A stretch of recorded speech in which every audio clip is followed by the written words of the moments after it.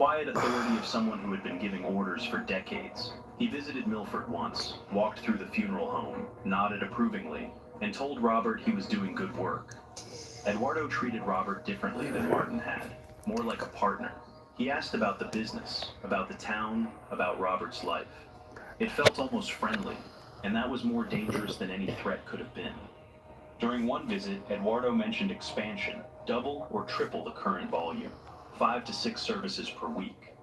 Robert pointed out that Milford had a population of 3,471. The annual death rate was roughly 40 people. He normally handled 15 of those funerals. If he suddenly processed 200 funerals per year, people would notice. Eduardo smiled. "Let them ask," he said. "You are serving families from out of state. Milford is peaceful, beautiful.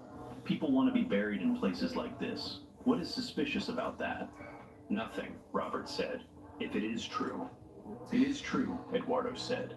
"We are just expanding the definition of family." By August 2020, Robert was processing 5 fake funerals per week, $25,000 per week, $100,000 per month.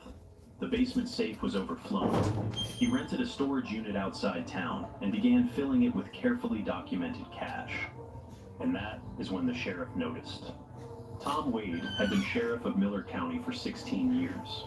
He had known Robert since Robert was a child. Tom had given the eulogy at Laura's funeral. He had checked in periodically in the years since. Good man, honest cop, and he was starting to ask questions. Tom stopped by the funeral home on a Tuesday afternoon in September, sat in Robert's office, said he had been running some of the names from the obituary notices. Names that had no records, no social security numbers, no birth certificates he could locate, like they did not exist. Robert had prepared for exactly this. He explained that many of these individuals were undocumented immigrants. They lived their whole lives off the grid. When they died, their families wanted them buried with dignity, but could not navigate the bureaucracy. It was complicated, but legal, everything filed with the state. Tom accepted it, said Laura would be proud of him, keeping the place going, helping people. After Tom left, Robert sat at his desk and stared at the wall. That had been too close. Tom was a good cop. If he kept digging and brought in state investigators, the entire operation would unravel before Robert was ready. It was time to move. 11 months of evidence, 300 fraudulent funeral services, $18 million in documented laundering, license plates, phone numbers, addresses, Martin's routine, Eduardo's schedule, a complete network map spanning 5 states. Robert had everything the DEA needed to dismantle the entire operation.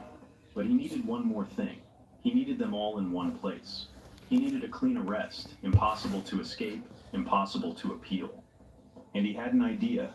But before we get to Friday night, think about what Robert had already done.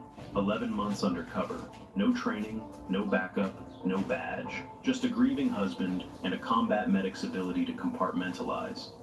Would you have had the patience to wait that long? Would you have kept your hands clean? Drop your answer in the comments and subscribe, because what happened inside that funeral home on a Friday night in October is something you need to hear start to finish. In early October, Robert called Martin, said the sheriff had come by asking questions, said he was worried, said he needed reassurance from Eduardo personally, face to face, or he was not comfortable continuing at this level of operation. Martin called back 20 minutes later, Friday night, 9 p.m. Eduardo would come to the funeral home, just the 3 of them. Robert hung up and called a number he had been saving for almost a year, DEA Kansas City field office. He asked for Special Agent David Castro, a veteran agent who specialized in cartel operations. He told Castro everything: 11 months of documentation, 300 fraudulent services, $18 million, a complete network map, and he could deliver Eduardo Reyes and Martin Herrera that Friday night if Castro was interested. Castro arrived with a partner, Special Agent Lisa Navarro, within 2 hours. They sat in Robert's office while he laid out 11 months of evidence across the desk: photographs, recordings, financial records, fake death certificates, delivery logs, the complete roadmap. Castro went through it without expression. When he finished, he asked one question: why? Robert told him about Laura, the hit and run, the note in her phone. 3 years of watching the factory, 3 years of waiting, and Martin Rivera walking through his door with 3 tears tattooed under his left eye. Castro was direct. Eduardo Reyes had ordered dozens of murders. Martin Herrera had personally killed at least 6 people they knew of. These were not forgiving men. If anything went wrong, if they detected the surveillance, Robert would not survive the night. Robert said he understood, that he wanted them in prison. Castro said they would wire the building. Hidden cameras, audio pickups in every room. Robert would wear a wire, and he would need to get Eduardo to incriminate himself on tape before the tactical team moved. Then Castro asked the question that mattered most. When Eduardo walked through that door, when Robert was face to face with the man who might have ordered his wife's death, could he stick to the plan? Could he resist doing something that would destroy everything they had built? Robert thought about Laura, about what she had believed in. Laws, systems, the right way. I will stick to the plan, he said. The next 3 days were preparation.